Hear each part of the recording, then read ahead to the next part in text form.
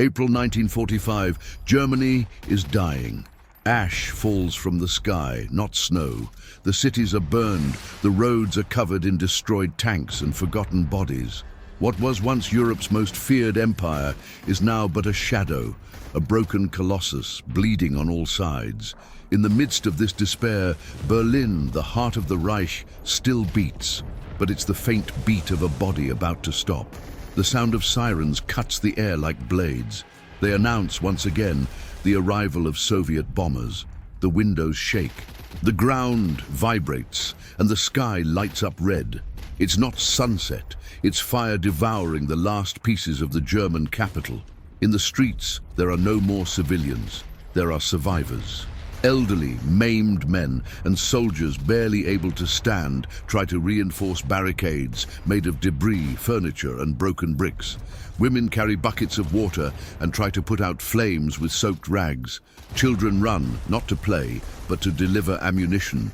They are members of the Hitler Youth, boys of 13, 14 years old, wearing uniforms that were too big, holding rifles almost as big as their bodies. Hitler, isolated in his bunker beneath the Chancellery Garden, still believes he can change the course of destiny. His voice echoes through radios and loudspeakers, proclaiming words that sound more like desperate prayers than military orders. We will fight to the last man. No retreat. Berlin must hold. But outside, reality is brutal. The constant sound of Soviet cannons comes from afar. Each explosion closer than the last. Berliners know the enemy is coming. Each night the horizon glows with columns of fire, and the smell of smoke, burning oil and fear hangs in the air like a blanket. In subway stations, families huddle together, using the underground tunnels for shelter. Children sleep to the sound of bombs, while above the world collapses. Many no longer believe in victory. They just hope to survive another day. Still, the regime demands loyalty. Posters cover the walls. Traitors will be hanged, and every street must become a fortress. The propaganda tries to disguise the panic, but the faces tell the truth. Fear, fatigue, and resignation. A few kilometers away, the distant roar of Soviet artillery can already be heard like the thunder of a new apocalypse. The siege is approaching. The empire that promised 1,000 years of glory is about to crumble. Few days of hell. Berlin prepares for the inevitable. The last stronghold of the Reich is about to fall. The siege closes. Time is running out. Red Army is coming, and nothing, absolutely nothing, can stop it. From east to west, the sound of thunder does not come from the sky, but from Soviet cannons. Each shot is like a hammer banging against the coffin of the Third Reich. It is April 1945, and the Marshal Georgy Zhukov commands one of the largest forces ever assembled in the history of warfare. More than 2.5 million Soviet soldiers, 6,000 tanks, and thousands of artillery pieces advance on Berlin. The ground trembles. The air smells of gunpowder, iron, and revenge. In the German lines, despair reigns. What remains of the Wehrmacht and of the Strees to reorganize, but there are no armies left, only fragments. Exhausted men, out of ammunition, out of fuel, out of hope. Many are under 17, others are over 60. Yet they all receive the same order from Hitler: no step back. As the Soviets crossed the Oder River and closed in on the east, another army, that of Konev, advanced from the south, cutting off any escape route. The city of Frankfurt and der Oder falls in a matter of hours. German troops trying to resist are crushed. The Soviet columns advance too quickly, and behind them are trails of destruction, smoke, and silence. Berlin is now isolated from the world. No communication, no supply lines. What comes in on foot, and what leaves is never seen again. In the heavens, the Air Force, it no longer exists. Anti-aircraft defenses fire with what remains, but it's useless. Soviet bombers fly over the capital in endless waves, destroying entire buildings with brutal precision. In the suburbs, civilians try to flee. overcrowded carts, women pulling children by the hand, elderly people carrying suitcases, all rushing westward, chasing the Americans who seem less relentless than the Russians. But the roads are clogged, and the bombs don't distinguish between soldiers and innocents. Within the city, chaos becomes the rule. The government distributes weapons to civilians. Schoolboys receive rusty rifles. Women receive grenades. Defend the homeland, the officers say. But the homeland at that moment is just a pile of ruins. Hitler himself believes that Berlin will become a new Stalingrad, where the enemy will be destroyed house by house. But the truth is different. It is the Reich who is about to die the same way he killed, burned, surrounded, and suffocated. Berliners hear the sound of cannons coming from afar, and every night it gets closer. The Russians are just 30 kilometers of the capital, and when the sun rises, the sky is red, not with dawn, but with blood and fire. The siege is dated. Berlin is alone. Hell is about to break loose. The Red Storm, April 16th, 1945. Before dawn, the eastern horizon turns into a wall of fire. The Red Army begins the final assault on the capital of the Reich, Operation Berlin Offensive. The sound of the first artillery salvos echoes like thunder, and the sky explodes red. In just a few hours, more than 1 million projectiles fell on the German lines. It is the largest land bombardment in the history of warfare. The ground shakes. Windows in Berlin, miles away, shatter from the impact. The roar of Soviet guns is so deafening that many German soldiers go mad before they even see the enemy. Some cover their ears and scream, others just kneel, waiting for the end. Outside, T-34 tanks and Katyusha can fire in endless waves. The sound of the rockets cuts through the air like metallic screams. The hills of the Oder River are covered in black smoke and fire. It seems like hell itself opening its gates. The Russians advance through craters and rubble. Behind them, columns of infantry march in silence, with only the rhythmic sound of boots on mud and corpses. On the German side, there is little more than shadows. The defenses are fragmented, the artillery is out of ammunition. The soldiers, tired and malnourished, fire blindly. Many no longer believe in victory, only in revenge. In the trenches, 15-year-old boys try to reload rifles they should never have. Touched. The officers shout orders that no one else can hear. The air is heavy, it's hard to breathe. The ground is vibrating. Each explosion raises columns of smoke and dust that cover the sun. Day turns to night. Night turns to fire. A red storm consumes everything.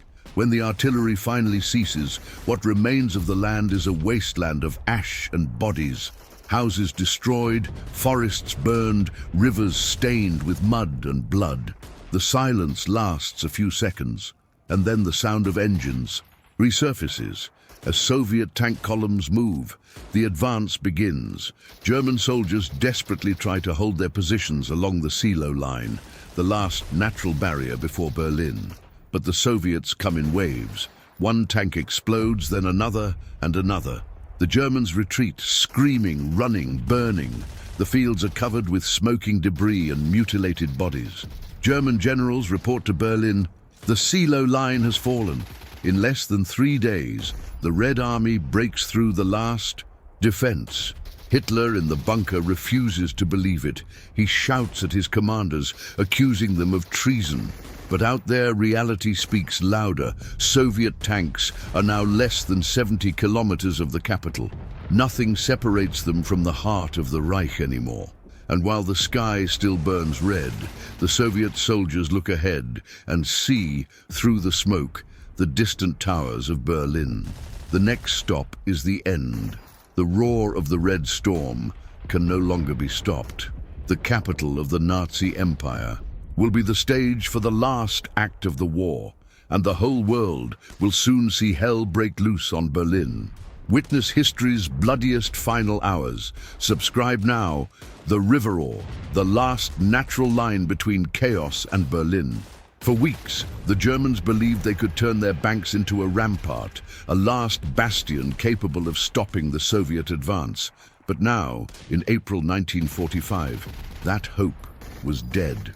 Dawn over the Oder is shrouded in a dense haze of smoke and gunpowder. The distant sound of engines, the echo of gunfire, and the whine of grenades form an apocalyptic symphony. T-34 tanks, Soviets, covered in mud and soot, line the eastern bank, pointing their guns at the other side. The attack begins. Russian artillery unleashes a ground-shaking barrage. The riverbanks crack into craters. The hastily dug German positions simply disappear. Soldiers from Wehrmacht and of the SS, they try to resist, firing with what remains, but are swallowed by an avalanche of steel and flames. Amid explosions and screams, some survivors try to swim to escape, but the waters of the Oder are covered in oil, fire, and bodies. Many drown, others are shot before even reaching the other bank. The river, once a barrier, is now a cemetery. From above, Soviet aircraft rain destruction. Bombs rain down on columns of retreating German tanks. Ammunition-laden trucks explode, illuminating the sky like giant torches. The heat is so intense that the very grass begins to burn. German communications collapse. The 9th Army, charged with protecting the Oder line, is crushed. The generals send desperate messages to Berlin, but most never arrive. The divisions are trapped, isolated, surrounded. No reinforcements, no food, no fuel. At command posts, officers gaze at maps that no longer make sense. The Soviet red lines move too fast. Within hours, everything planned falls apart. The rearguard is overrun, the flanks break through, and the center collapses. Only fragments of German units manage to retreat toward Berlin, pursued by tanks and machine guns. Many abandon their weapons and run on foot, covered in blood and soot. Others surrender en masse, raising shreds of white cloth that the wind quickly tears apart. Meanwhile, Soviet soldiers cross the Oder triumphantly, shouting in Russian and raising red flags over the smoking ruins on the banks. The road to Berlin is open. In the underground bunkers of the capital, the news arrives like fatal blows. Hitler goes into a rage, screams, accuses generals of cowardice. But everyone knows the truth. The German army no longer exists. What remains of the Third Reich is trapped within its own capital, and the enemy already smells fear. The fog over the Oder begins to dissipate, and beyond it, the first flashes of light from the Berlin towers appear. The heart of the Nazi Empire is exposed. The Colossus is on its knees. The collapse in Oderit is not just a military defeat, it is the announcement of the end. The roar of Soviet tanks echoes like the death knell of a world about to die. The urban battle begins, April 21st, 1945. The Red Army breaks through the last defenses and enters Berlin. But the city they find is not just a battlefield. It is a labyrinth of ruins, fire, and death. Every street became a trench, every building a fortress. The first Soviet tanks advance slowly along the destroyed avenues. Their engines roar, covered in mud and soot, while machine guns from their open turrets fire bursts that tear through the air. But the enemy is not unarmed. German soldiers and Hitler youth boys hide in windows and rubble, waiting to strike. Grenades fly, explosions send shards of concrete and glass flying like deadly rain. The fights are hand to hand. In narrow alleys, Russian and German soldiers clash with bayonets, knives, and even pieces of wood. The sound of bones breaking mingles with screams of pain and terror. The smell of gunpowder, blood, and smoke permeates the air, making every breath a challenge. Civilians are trapped in the chaos. Families hide in basements and subways, trembling at the sound of each explosion. Some try to flee, carrying children and a few belongings, only to be hit by debris or stray bullets. Others, desperate, grab weapons and try to help defend the city, even though they know their chances of survival are slim. Each building is a separate battle. German snipers fire from broken windows, while Soviet soldiers break down doors with machine guns, grenades, and fire. Smoke covers the sky, and the sun glows red, as if the day itself is bleeding.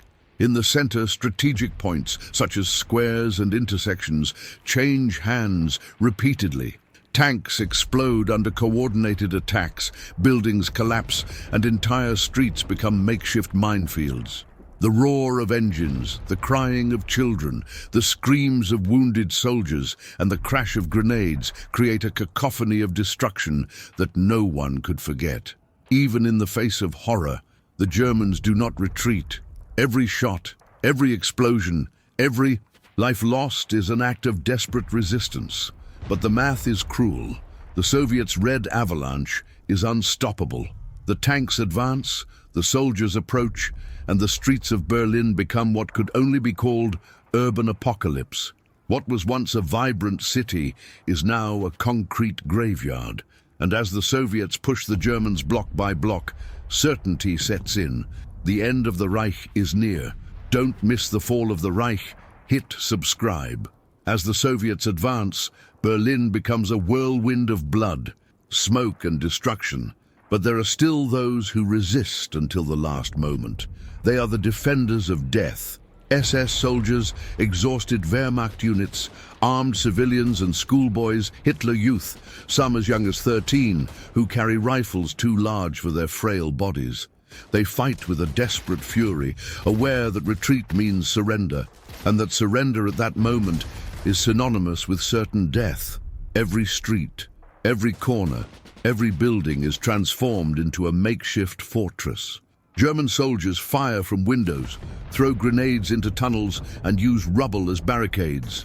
The fight is hand-to-hand. Machine guns echo, bayonets pierce, knives clash against weapons. The sound of bones breaking and screams of pain mix with the constant explosion of grenades.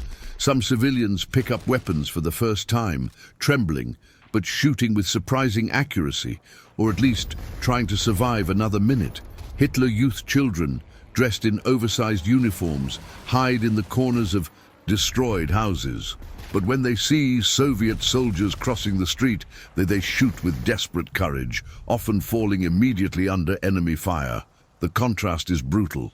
Boys fighting like men, men fighting like madmen, and the entire city transformed into a hell that swallows innocence.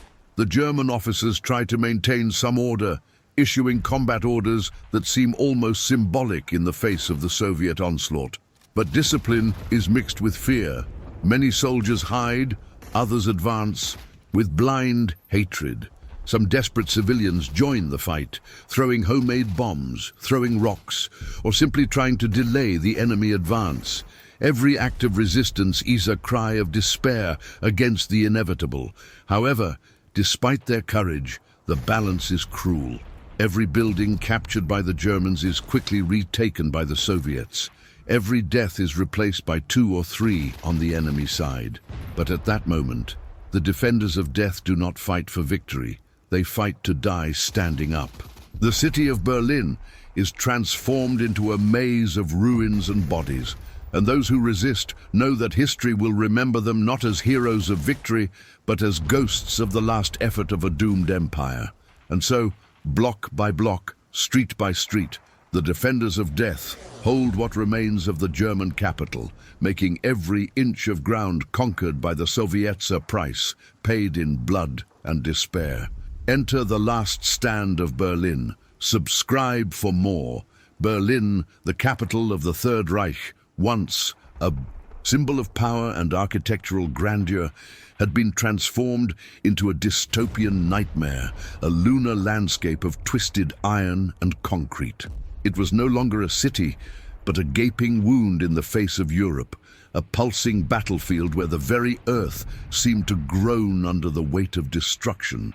The air, heavy and oppressive, vibrated with the incessant cacophony of war, the howl of artillery shells tearing through the sky, the deafening roar of explosions that shook buildings to their foundations, the frantic rattle of machine guns, and the agonized screams of the wounded. Every breath was torture, the acrid smell of gunpowder mixed with the dense smoke of uncontrollable fires, the sickening metallic odor of blood, and the stench of death that hung over everything. Visibility was often reduced to a few meters, with clouds of dust and soot obscuring the sun, turning the day into a perpetual twilight, a grey veil that covered the city in its agony. The streets, once bustling avenues, were now impossible mazes of rubble. Mountains of pulverized bricks, twisted steel beams like gigantic serpentines, and the unrecognizable remains of furniture and personal belongings formed chaotic barriers. Cars, reduced to charred skeletons, lay overturned at impossible angles, their windows shattered and their bodies pierced by shrapnel. Among these ruins, like silent witnesses to an unspeakable tragedy, lay the bodies. Soldiers from both sides, their uniforms torn and bloodied, and civilians, men, women, and children, caught in the maelstrom of battle, their lives snuffed out without warning, their expressions frozen in shock or terror. Every block was a microcosm of hell, a combat arena where survival was the only law. Every corner, every alley, every half-open door could conceal an enemy sniper, an improvised landmine, or the beginning of a brutal confrontation, a life-or-death duel that unfolded in darkness and terror. The Soviets advanced with relentless determination, driven by years of suffering and the promise of revenge. Waves of infantry, their faces etched with exhaustion and the hardships of war, surged through the streets, their Mosin Nagant rifles and PPS H-41 submachine guns drawn. They were supported by the imposing and menacing silhouette of T-34 tanks, war machines that tore through the asphalt with their steel tracks, crushing everything in their path and spewing fire from their 85mm cannons. The incessant rattle of heavy machine guns, such as the DSHK, cut through the air, a sound that had become the soundtrack of death. Guttural shouts of commands in Russian echoed among the ruined buildings, mingling with the dull booms of F-1 and RG-42 grenades exploding in clouds of shrapnel and earth. Entire buildings imploded in a symphony of noise and dust, their concrete and brick structures yielding to the brutal force of artillery shells such as 152mm howitzers. The ground beneath the feet of the combatants shook incessantly, vibrating with each impact, each distant explosion, as if the earth itself were in agony. The fire, omnipresent and voracious, illuminated the burning city, transforming the night into a reddish twilight, a red sun of destruction that heralded the imminent end of the Reich. On the German side, resistance was an act of desperation and fanaticism, a blind fury against an overwhelming enemy. Snipers, many of them veterans of the Eastern Front, peered from broken windows and observation holes in the upper floors of ruined buildings. Their Mauser K98K and Gewehr 43 rifles trained on the moving figures below. They fired at the Soviet soldiers, each shot an attempt to delay the inevitable as the surrounding city crumbled in a maelstrom of fire and smoke. Continuous explosions from mortars, artillery, and grenades sent chunks of concrete, twisted metal, and shattered glass flying into the air, turning the sky into a deadly shower of debris. Screams of pain and terror echoed through the dark alleys and narrow lanes, mingling with the guttural roar of approaching Soviet tanks, their turrets rotating in search of targets. Every building, even if partially destroyed, was transformed into a makeshift fortress, its windows serving as slits for snipers, its cracked walls offering precarious shelter. Every street, every avenue was a makeshift minefield, with anti-tank traps, teller mines, and homemade explosives waiting to claim lives, transforming the urban landscape into a death trap. The barricades, hastily erected in a last-ditch effort to halt the enemy advance, were a testament to hopelessness.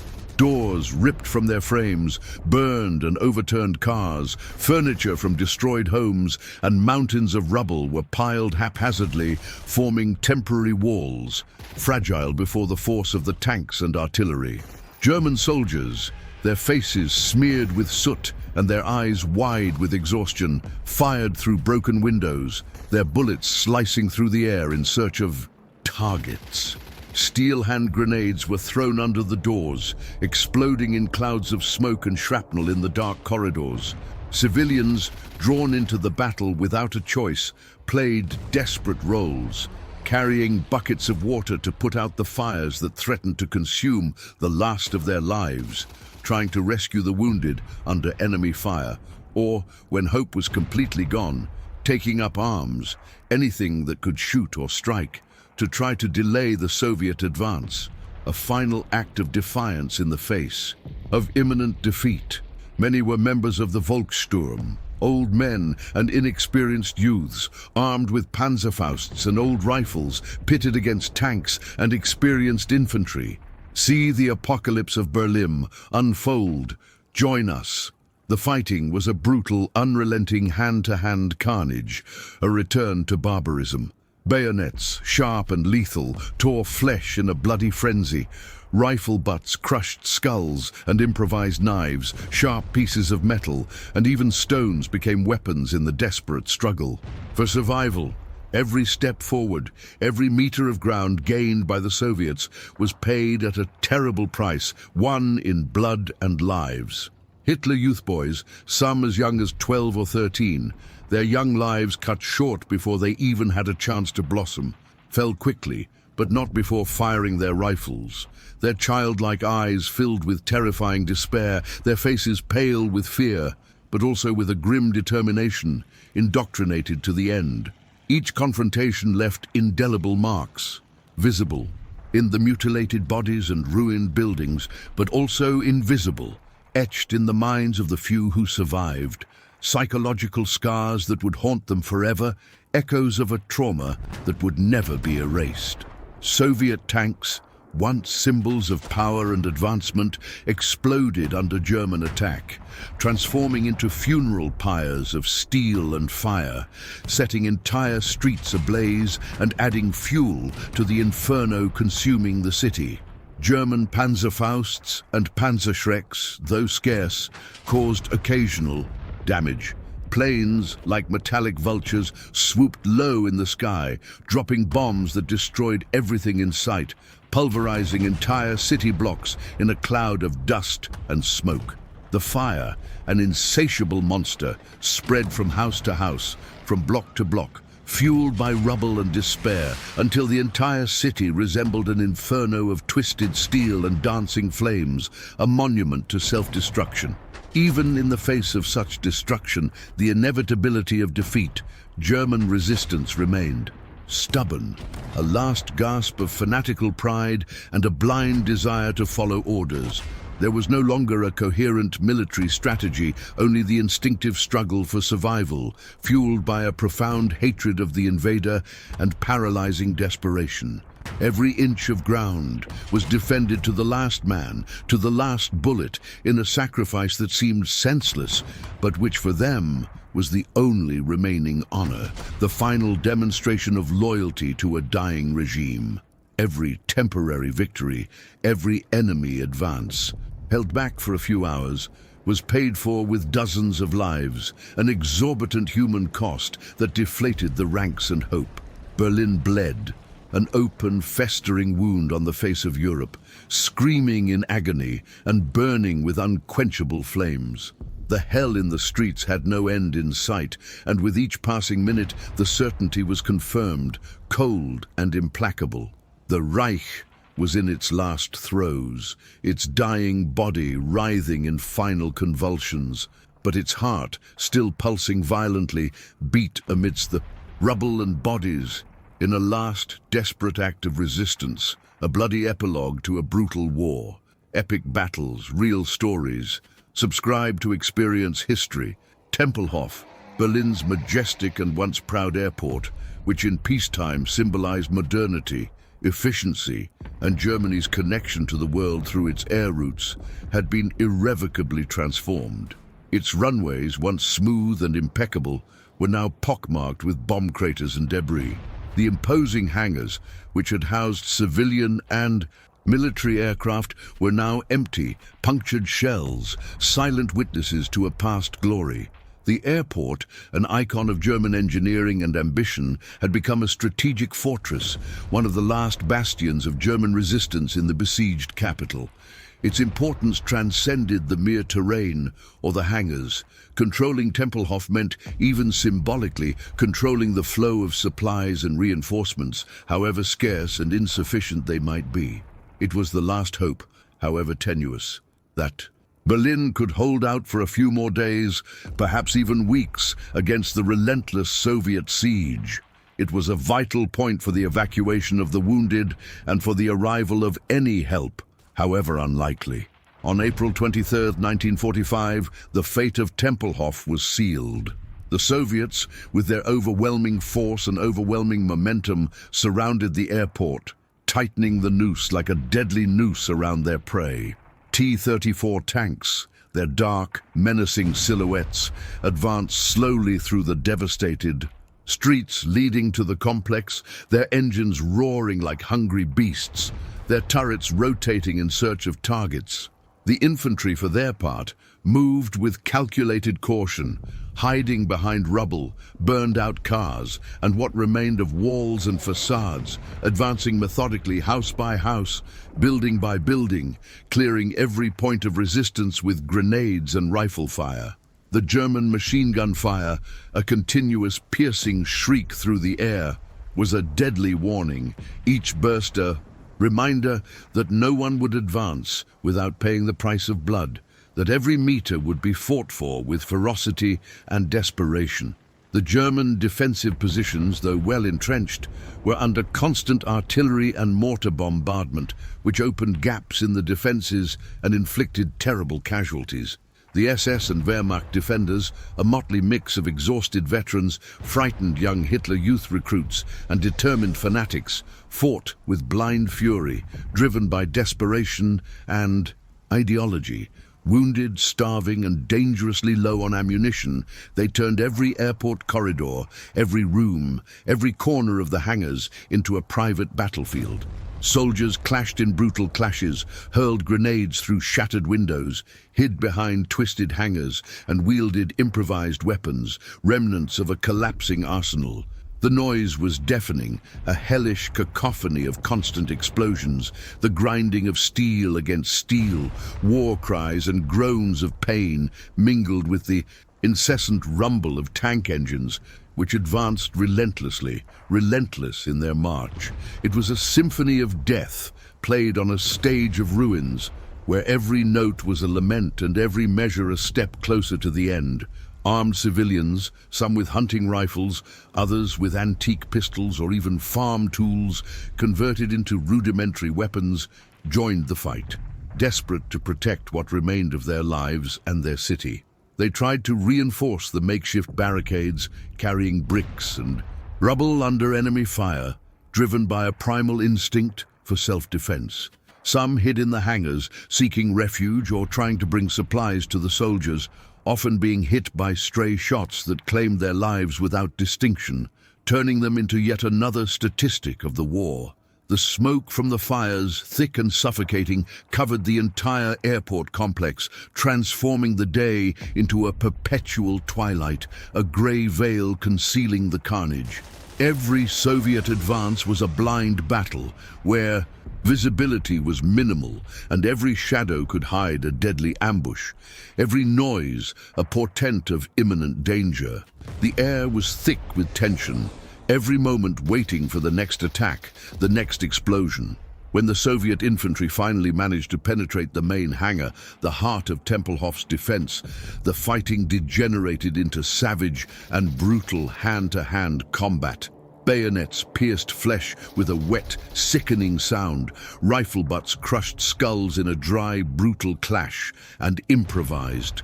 Knives clashed against pieces of twisted metal in a macabre dance of death and despair. The confined space amplified the sounds of battle, transforming the hangar into an echo chamber of horror. Every step forward, every meter gained within the hangar, cost precious lives. Dozens of soldiers killed or wounded every minute, their lives snuffed out in the darkness and smoke, their bodies falling upon those of their comrades. The ground, once a concrete floor, was now covered in a slippery layer of blood, the wreckage of broken weapons, and the inert bodies of those who had fallen. It was a carpet of death, a silent witness to the brutality of war, a makeshift monument to the futility of conflict. At the end of the day, under a grey, smoke-filled sky, Tempelhof fell. The victorious Soviet tanks circled the destroyed hangars, their tracks crushing the last remnants of resistance, their engines roaring in grim triumph. Red flags, symbols of Soviet victory, flew amid the smoke and fire, fluttering over the ruins of a broken dream, a disintegrating Reich. For the few German survivors, the fall of Tempelhof was a devastating defeat, not only tactical but moral, a fatal blow to their already shattered hope. It meant that all the city's last strategic points were being lost one by one, and that the path to the heart of Berlin, the Reichstag, was now wide open, with no further significant obstacles. The capital lay defenseless, exposed to the enemy's final fury. Its surrender, becoming a matter of hours. Inside Hitler's bunker, deep beneath the earth, news of the fall of Tempelhof arrived with a devastating impact, a final blow to the Führer's already fragile sanity. Rage, a constant companion in his final days, overwhelmed him, transforming into a cold, paralyzing despair. He realized with painful, terrifying clarity that each day of resistance was futile, a sacrifice in vain, and that the Soviet encirclement would not be broken. The crushing reality of final defeat was imposing itself, dispelling any remaining illusion of victory. The spirit of the Reich, which he had promised would endure for 1,000 years, began to wither, to disintegrate under the weight of annihilation, like a sandcastle swept away by the tide. The approaching horror, the inevitability of fall and retribution, was inescapable, a fate sealed. Berlin bled even more, its open wounds now beyond healing, its fate sealed. Tempelhof, which for a brief moment symbolized any hope of resistance, has become yet another smoking ruin, a grim milestone on the path to the city's apocalypse, a silent and brutal testament to the end of an era, the epitaph of a crumbling empire. The Führer's bunker, the last act underground. Beneath the garden of the Reich Chancellery in Berlin lay an underground complex that would become the stage for Adolf Hitler's final, darkest days. This concrete labyrinth, known as the Führerbunker, was a cold, damp, and claustrophobic refuge, a stark contrast to the architectural grandeur Hitler had envisioned for the capital of his millennia-old empire. Once conceived as a symbol of the Third Reich's absolute power and unshakable security, the bunker had been transformed into a prison, a dark and suffocating refuge, surrounded by the apocalyptic chaos the Führer himself had unleashed upon Europe, and, ironically, upon his own capital. The thick, reinforced concrete walls, designed to withstand the heaviest bombardments, now resounded with the distant, incessant roar of Soviet artillery, a hellish chorus that grew closer by the minute. Every explosion in the streets above, every tremor in the ground, was a cruel and undeniable reminder that the world Hitler had tried to shape in his image was dying, disintegrating into flames and rubble. Within the depths of the bunker, the atmosphere was one of palpable exhaustion and suppressed despair. High-ranking officers, loyal secretaries, and SS guards, all pale-faced and bloodshot-eyed, moved through the narrow corridors with quick, nervous steps, their movements reflecting the urgency and futility of the situation. Military maps, meticulously drawn with lines of advance and retreat that now seemed mere fantasies, covered the conference tables, stained with coffee and cigarette ash. Telephones rang incessantly, their shrill ringing shattering the tense silence, but few messages brought any glimmer of hope. Most were reports of losses, enemy advances, and the inevitable disintegration of the last defenses. Hitler, isolated in his own world of delirium and paranoia, stubbornly refused to accept the crushing reality of defeat. Every report of retreat or territorial loss was interpreted as treason, a failure on the part of his generals, rather than the logical outcome of a lost war. He still believed in miraculous counterattacks, in phantom divisions that would appear out of nowhere to save Berlin, even though, outside the bunker walls, there remained no cohesive army, no viable strategy, not the slightest glimmer of hope for the city or the Reich. Eva Braun, his longtime companion and now wife of a few hours, moved through the silent corridors with a strange dignity, trying, amid the total collapse, to bring some semblance of normalcy to that suffocating environment. She struggled to maintain a routine, to offer some comfort, but the atmosphere was heavy, almost unbreathable. The smell of smoke and soot rising from the burning streets, mixed with nervous tension, constant fear, and the musty, damp odor of the underground permeated every corner of the bunker. Every distant cry of combat, every bomb boom that caused the lights to flicker, reverberated through the tunnels like an inescapable omen of imminent doom. A constant reminder that the noose was tightening and time was rapidly running out. Meanwhile, in the few remaining functional spaces of the bunker, officers and guards, despite their evident hopelessness, continued to distribute orders, reorganize non-existent units, and attempt in an almost pathetic effort to bolster the morale of the few soldiers who still managed to reach the complex. They were wounded, desperate men, some with mangled limbs, but who still retained a shred of loyalty or simply had nowhere else to go. Everyone, however, knew that time was running out. The lines of communication with the outside world had disappeared, cut by Soviet artillery and infantry. The Western Allies were too distant to offer any meaningful assistance, and the Soviets advanced unabated, block by block, transforming Berlin into a vast urban graveyard, a landscape of ruins and death. Hitler, the man who had subjugated much of Europe, spent hours on end sitting hunched over torn and dirty maps, sketching impossible battle scenarios, moving armies that no longer existed. His hands shook uncontrollably, a reflection of the Parkinson's disease that afflicted him and the nervous tension that consumed him. His face, once marked by an expression of fury and determination, was now pale and sunken, and his eyes, which once radiated fanatical determination, now reflected not only rage, but deep fear and overwhelming despair. Every explosion outside was felt inside the bunker as a physical blow. Every fallen soldier a distant echo of a personal scream, an irretrievable loss.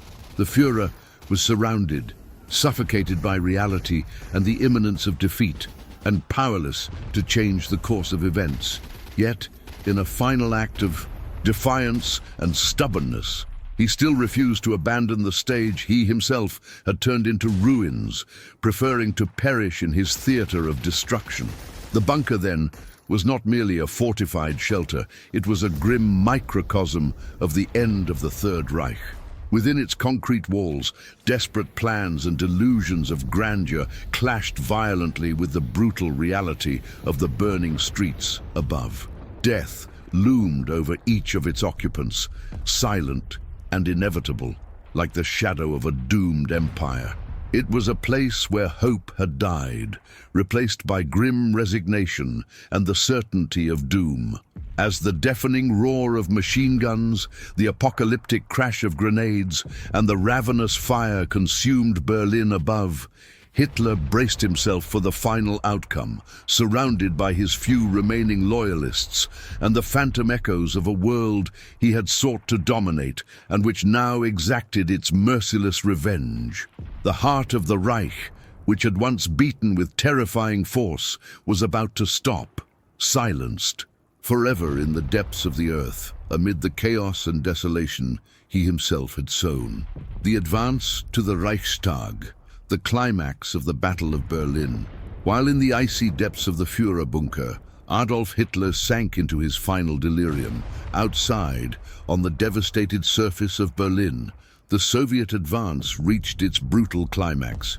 The Reichstag, the imposing German parliament building, once a symbol of democracy and, later, of the rise of Nazi power, now stood amid smouldering rubble and the carcasses of buildings as the last and most significant bastion of resistance.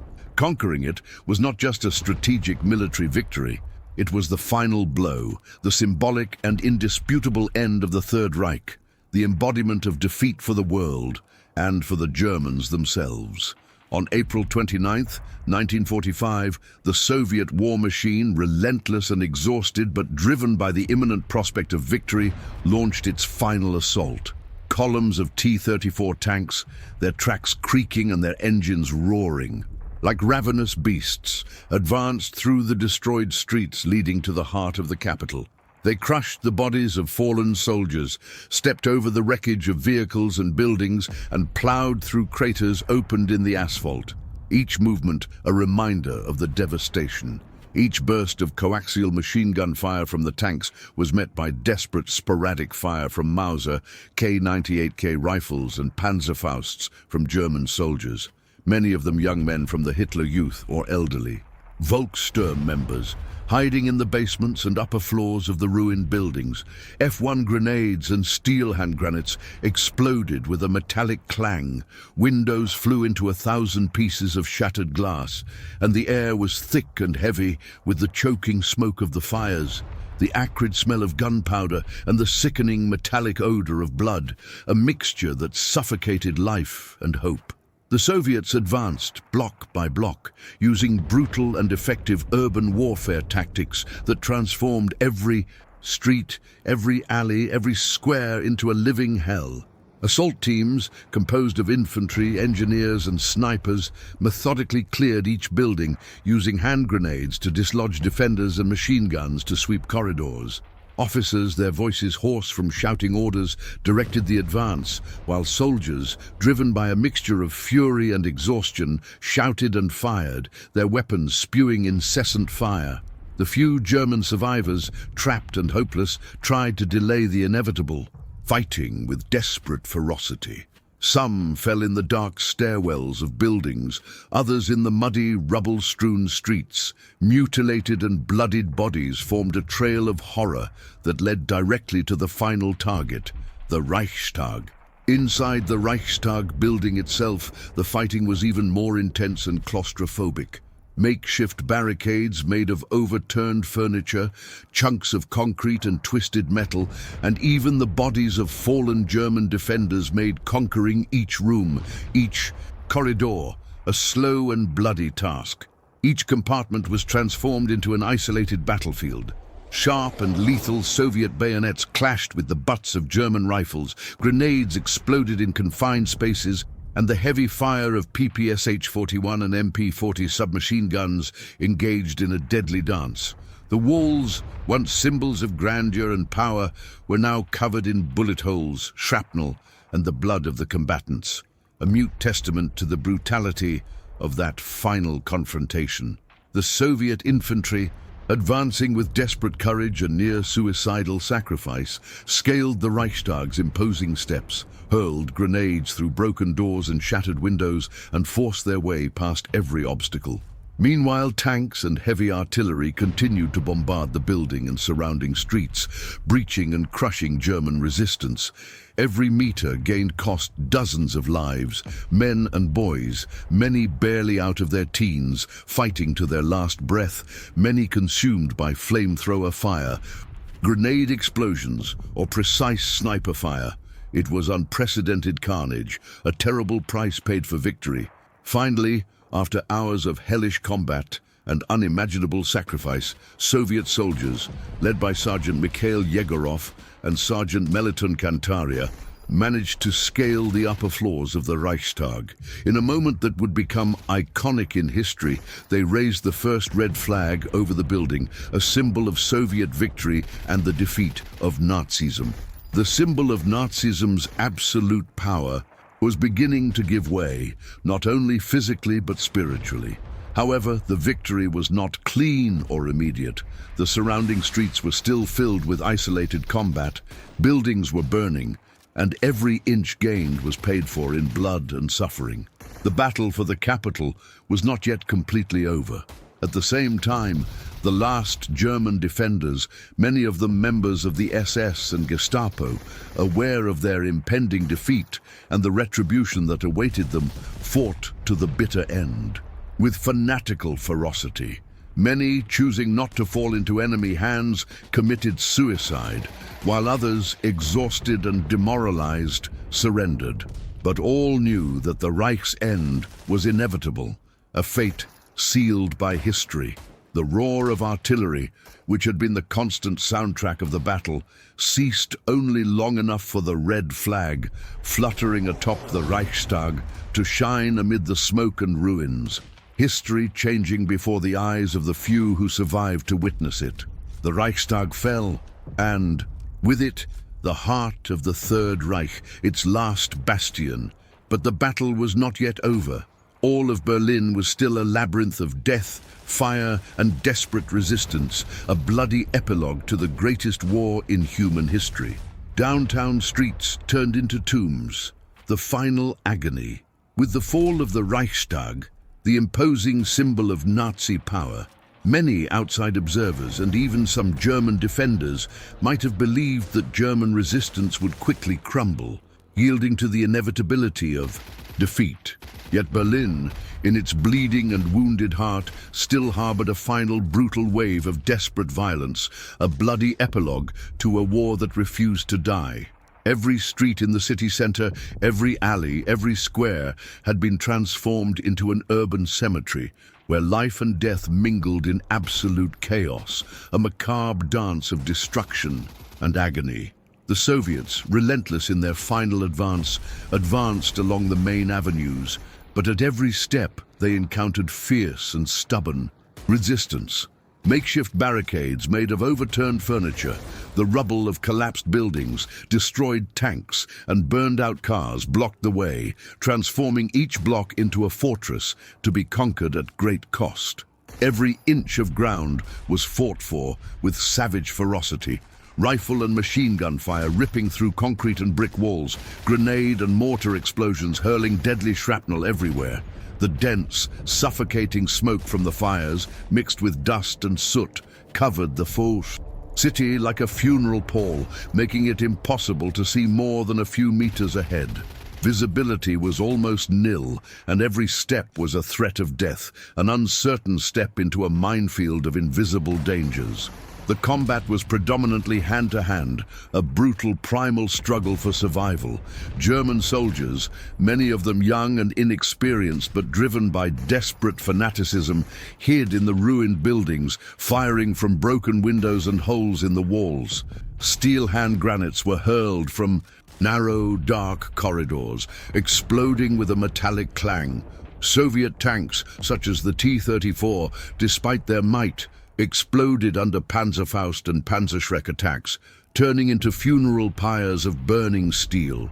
Yet the Soviet advance continued, slow but inexorable, crushing debris and bodies in its path, driven by the certainty of victory. Men, women, and even children, armed with whatever they could find, resisted as best they could, many perishing in a hopeless struggle. But each death only increased the fury and determination of the survivors who fought for revenge or simply to defend their ruined homes. The streets of central Berlin were filled with unspeakable horrors, scenes that would remain etched in the memories of those who survived forever.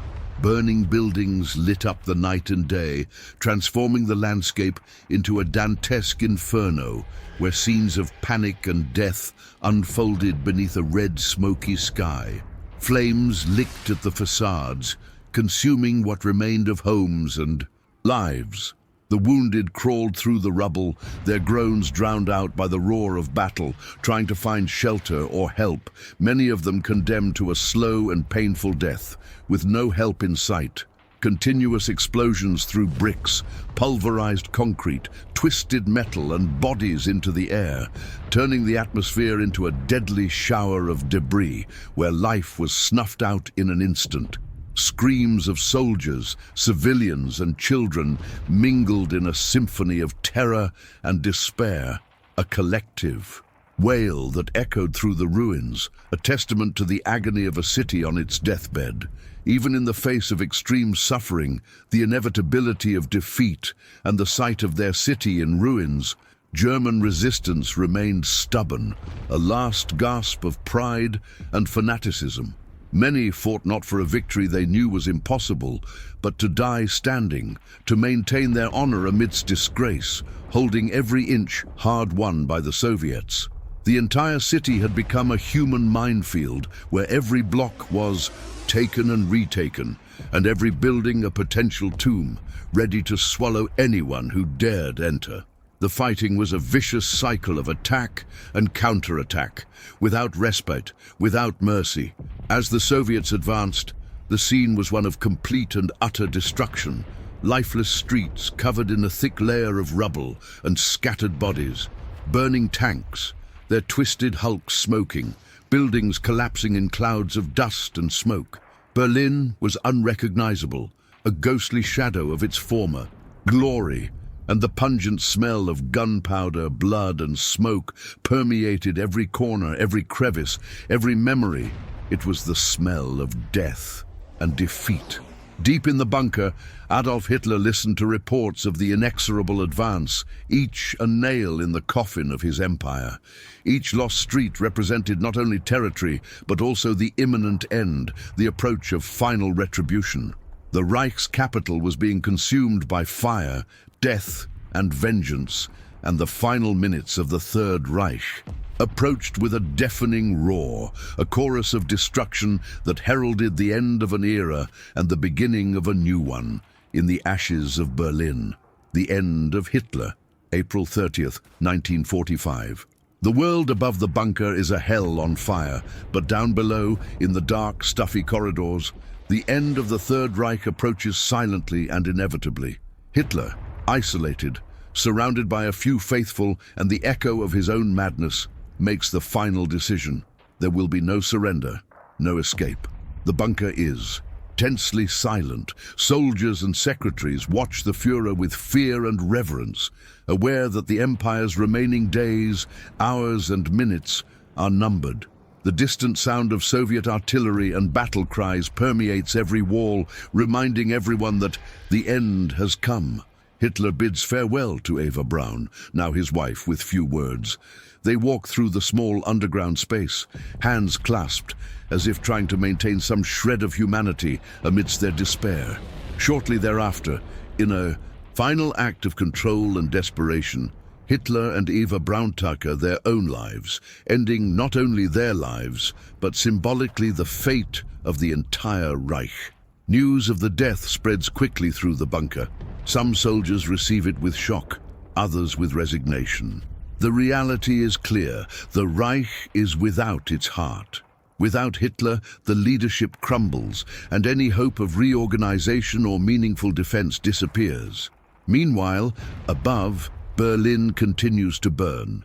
News of Hitler's death has not yet reached the Soviets, who continue their inexorable advance through the destroyed streets and blocks. Every building conquered, every barricade broken, every street taken symbolizes the complete disintegration of Nazi power. The bunker, once a symbol of absolute strength, is now just a silent and shady refuge, echoing the end of an era of terror. The heart of the Reich has stopped, but the blood spilled in the city still pulses among the ruins.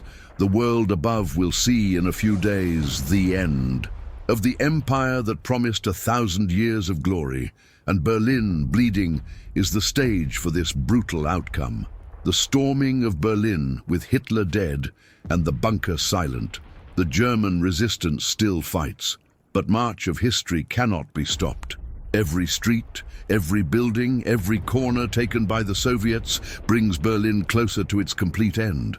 The roar of tanks and machine guns fills the air as the entire city transforms into a field of death and fire. The Soviets advance relentlessly. Infantry troops enter burning buildings, using grenades, rifles, and bayonets to drive out the last German soldiers. Surviving snipers fire from windows but are quickly neutralized. Constant explosions shake every street, and the smell of smoke, gunpowder, and burning flesh permeates the air. Entire buildings collapse under the impact of grenades, and streets become veritable labyrinths of rubble and bodies. Civilians, survivors of the siege, try to take cover in basements and subways, but many are unable to escape the crossfire. Terror spreads in all directions, and every meter conquered is paid for in blood. The Reichstag, the ultimate symbol of Nazi power, is now under Soviet control. But the city still offers resistance. Some German detachments launch isolated attacks, quick ambushes that kill dozens of enemy soldiers before being overwhelmed. This is the last spark of struggle, the last effort of a doomed army. As the Soviets raise red flags over strategic buildings and central intersections, the city finally surrenders. The cry of victory echoes across devastated Berlin. Streets, once throbbing with combat, are now silent, except for the groans of the wounded and the crackling of fires. A capture of Berlin marks the end of endless days of fighting, of the urban hell that consumed civilians, soldiers, and Hitler Youth. The capital of the Reich, once a symbol of absolute power, is now just a cemetery of concrete, blood, and smoke. The war is not officially over, but the Third Reich ceased to exist as a military force and symbol of terror. Berlin was taken, and with it, the world saw the fall of Europe's most feared empire. The silence after the chaos. With Berlin completely captured, the deafening sound of gunfire finally subsides. But the silence that follows is not peace. It is deadly echo of days of destruction. The city, once pulsating, is now a ruined cemetery, burned buildings, abandoned cars, streets covered in debris and bodies. The smell of gunpowder and death still lingers in the air. The Soviets patrol the streets, wounded and exhausted, searching for survivors and eliminating any isolated points of resistance. Every corner reveals horrors. Bodies piled high, mutilated corpses, entire families unable to escape the crossfire. Surviving children cry in the rubble, while adults, unsure of their future, scramble for shelter or food.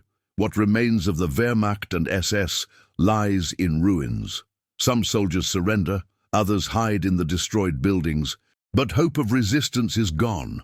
Civilians look at the devastated city, at the rubble of their homes and shops, realizing that Berlin will never be the same again.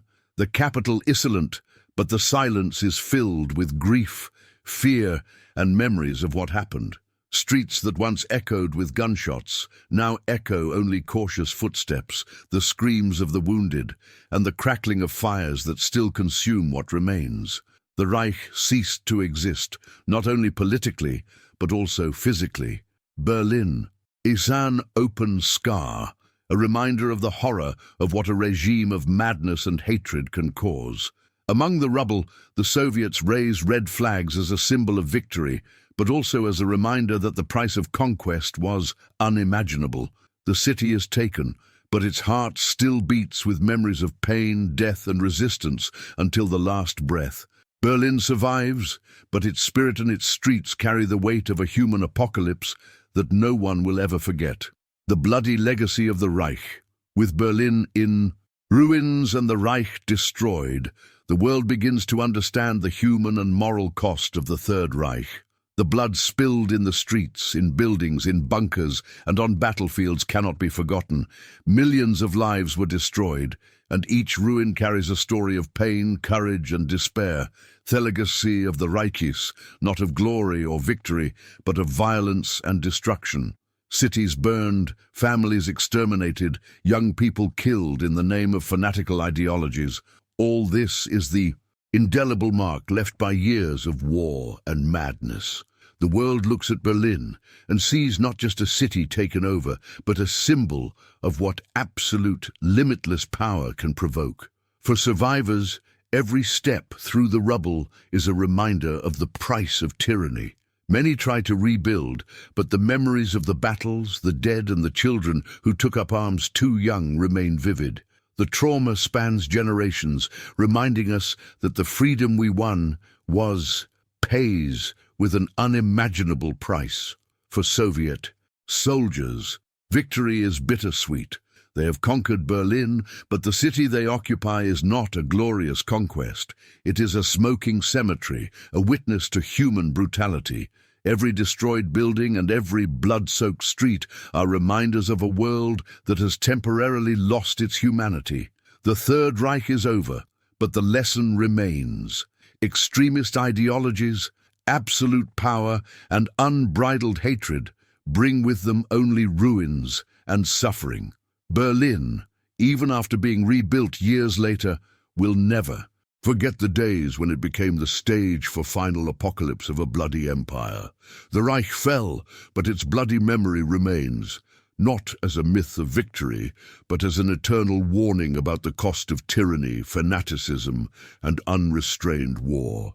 Berlin rises from the ashes, but the marks of hell lived in April 1945 will be forever engraved in the history of humanity.